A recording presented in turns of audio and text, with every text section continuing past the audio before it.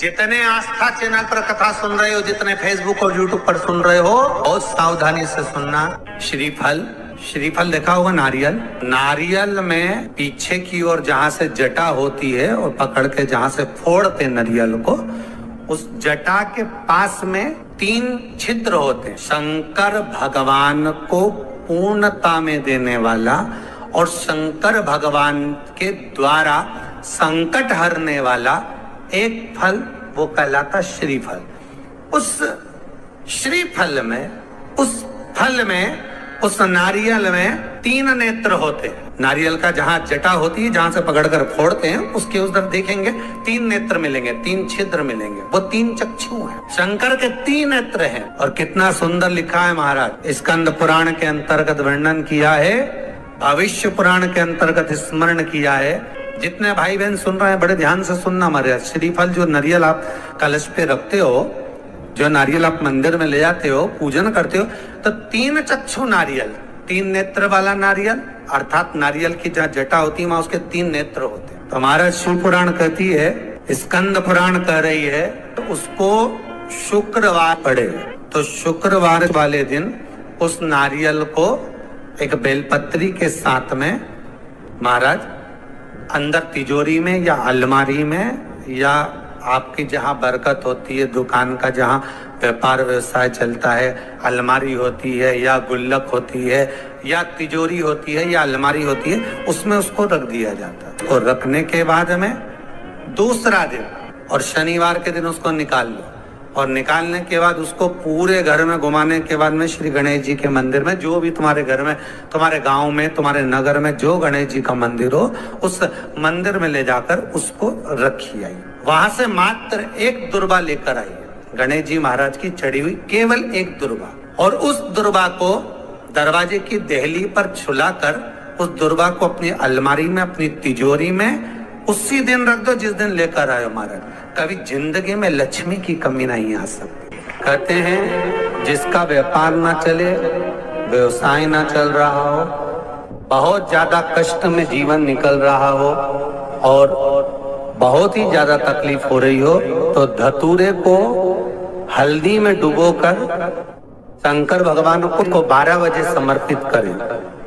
उस धतूरे को वापस उठा लाएं 5-10 मिनट के बाद, श्री शिवाय नमस्तुभ्यम बोलकर लाल कपड़े में उसको बांधकर व्यापार वाली जगह में कहीं पर भी उसको बांध दिया जाए। व्यापार पीछे नहीं हटता, व्यापार अग्रण्य भाव में बढ़ता चले जाता है। महाराज हल्दी में डुबोना पड़ता है। यही प्रमाण एक क्रम में और है महाराज। लिंग पुराण कहती है, मान लो किसी व्यक्ति को कोई एक भारी बीमारी हो गई, बड़ा रोग हो गया, और वो रोग डॉक्टर कह रहा है कि ये ठीक नहीं होना है, बहुत तकलीफ उसमें है और कष्ट ही कष्ट है, वो ठीक नहीं हो रहा, दवाइयां लग रही, गोलियां खा रहे हैं। तो महाराज उसका भी वर्णन है। 7 धतूरे, कितने धतूरे लेना है? 7 धतूरे।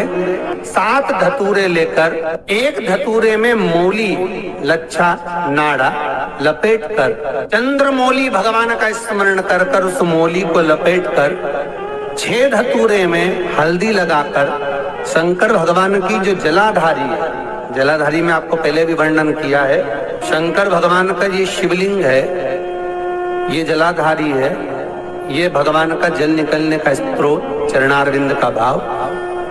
शिवलिंग जहां रखा हुआ है, ये पार्वती जी का हस्त कमल, जो ये गोल भाग है, ये पार्वती का हस्त कमल, जहां शिवलिंग रखा है। जहां से जल नीचे गिरता है, उसके सीधे भाग में श्री गणेश जी महाराज का स्थान है, उसके उल्टे भाग में श्री कार्तिकेय जी का स्थान है। जलाधारी के सामने एक मोटी सी लाइन होती है, कहीं सांप बना होता है, कहीं स्थान बना होता है। जो मोटी सी लाइन है, ये शंकर भगवान की सबसे छोटी लड़की अशोक सुंदरी का स्थान है। जलाधारी के ऊपर जो 3 टेकी लगी है, ये भृगु ऋषि का, भृंगी गण का स्थान है।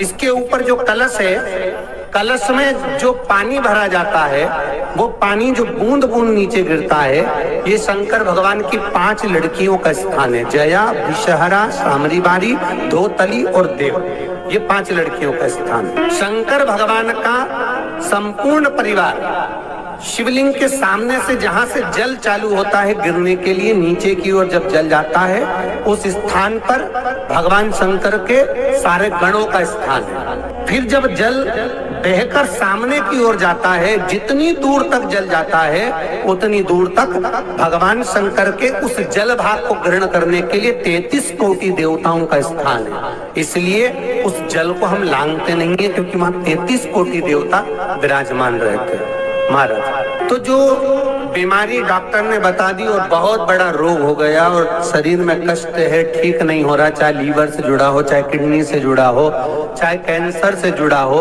और मान लो शरीर में कहीं गांठ भी हो गई है और वो मिटी नहीं रही हो, तो महाराज निवेदन है 7 धतूरे, एक धतूरे पर मोली लपेटकर वो शंकर जी के शिवलिंग के ऊपर चढ़ाना। 6 धतूरे, उसमें से एक धतूरा भगवान श्री गणेश जी का स्थान, दूसरा धतूरा श्री कार्तिकेय जी का स्थान, तीसरा धतूरा अशोक सुंदरी का स्थान।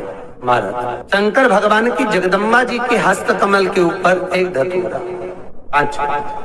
एक धतूरा जहां से जल नीचे की ओर बहकर जा रहा हो, पानी जिस जगह से नीचे गिर रहा हो बिल्कुल वहीं पर एक धतूरा चढ़ा देना। उस धतूरे को चढ़ाने के बाद वो धतूरा वापस लेकर आना है।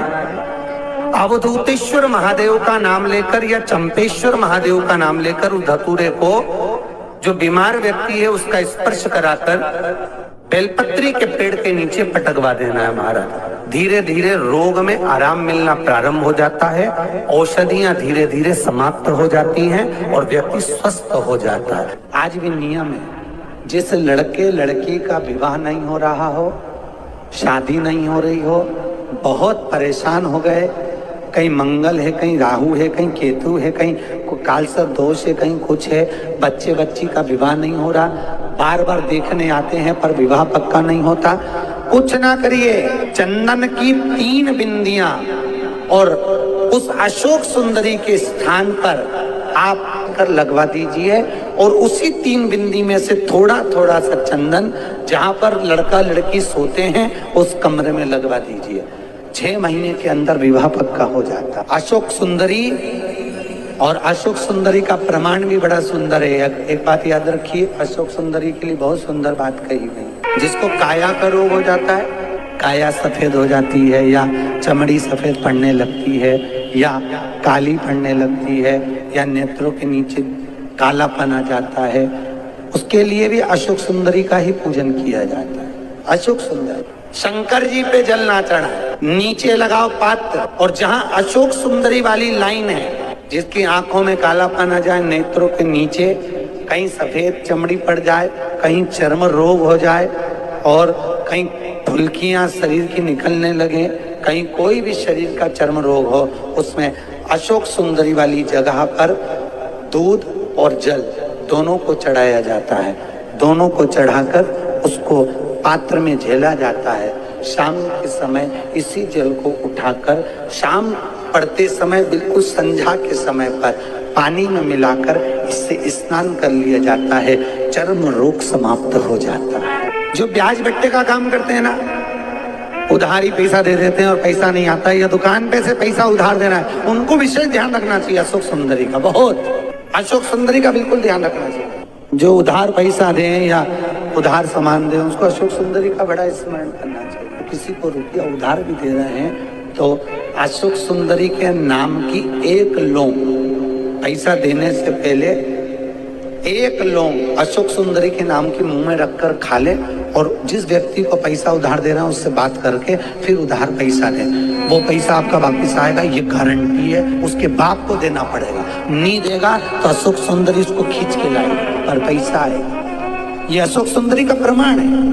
जिसकी पत्रिका में मंगल होता है, जिसकी राशि के अंतर्गत मंगल होता है और उसका विवाह नहीं हो रहा या मंगल होने के कारण उसको तकलीफ आ रही है या विवाह हो भी गया तो संबंध टूटने जैसा हो गया, कहीं कहीं अदालत में कार्रवाई चलने लगी, कहीं कहीं विवाद जैसी स्पर्धा उत्पन्न हो गई, कहीं कहीं विवाद सामने आ गया, तो उसको कुछ नहीं करना चाहिए। अगर बाजार जाए, अगर मूंगा किसी की अंगूठी में लगा हुआ हो, या मूंगा कहीं उसके घर में पड़ा हो, या मूंगे की माला पड़ी हुई हो, उस मूंगे का पानी, मूंगे को पानी में डाल दो और उसका पानी शंकर भगवान को मात्र 31 दिन तक लगातार चलाना प्रारंभ कर दे, अदालत में केस बंद हो जाएगा, पति पत्नी वापस एक जैसे हो जाएंगे, वापस जुड़ जाएंगे। और अगर विवाह नहीं हो रहा है तो मंगल राशि वाले का अगर विवाह भी नहीं हो रहा तो मंगल विवाह आनंद के साथ पूर्ण होगा। ज्यादा भटकना, बस 31 दिन तक मूंगे का पानी, जो मूंगा आप लोग अंगूठी में पहनते हो, हाथ में पहनते हो, माला पहनते हो, उसी मूंगे को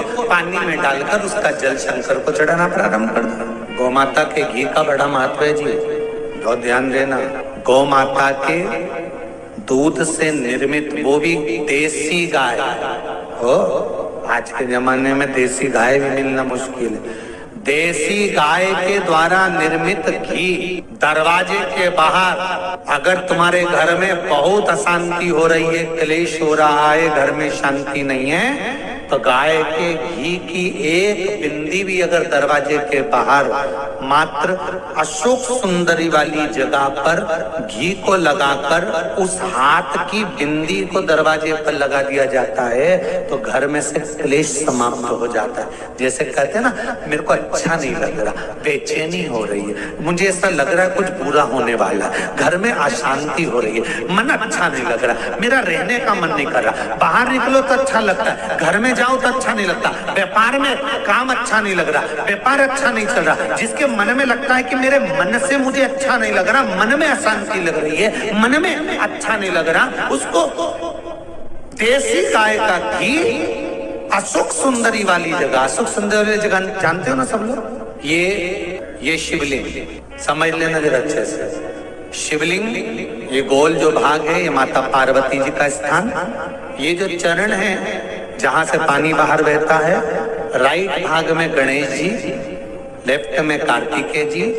इस जल बहने वाली जगह पर एक मोटी सी लाइन होती है शिवलिंग के सामने, जहां से पानी बहता है, वहां बीच में एक मोटी सी लाइन होती है, उसको कहते हैं अशोक सुंदरी का स्थान। शंकर भगवान के जितने बच्चे हैं सब शिवलिंग के आसपास में, अशोक सुंदरी बीच में, शंकर भगवान की 5 लड़कियां ऊपर, जया, विषहरा, सामरीवारी, दौतली, देव, गणेश जी, कार्तिकेय। तो अशोक सुंदरी वाली जगह पर गौ माता के घी का लेपन करने के बाद उस बिंदी को अगर वर्ष में 2 या 3 बार लिया, अपने दरवाजे के बाहर मात्र बिंदी स्वरूप लगाएंगे, तुम्हारे पेंटिंग खराब नहीं होगी, जरा सी बिंदी लगा, घर की डिजाइन भी खराब नहीं होगी, मात्र एक उंगली लगा दी, टच कर दी, उतने से मन को आनंद की अनुभूति होती है।